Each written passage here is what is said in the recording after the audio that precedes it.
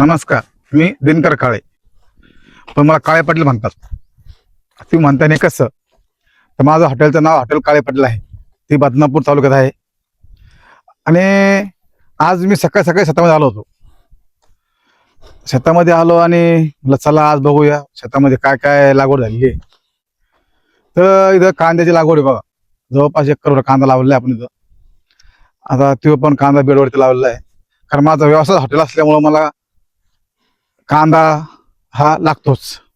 त्याबरोबर मला पालक, मेथी, गवार, चवळी, भेंडी, तसं मिक्स आपण बनवतो. मिक्ससाठी लागणारं मटेरियल ते लागतंच.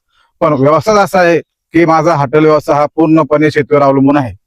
आणि शेती ही आपण करायची कोणा.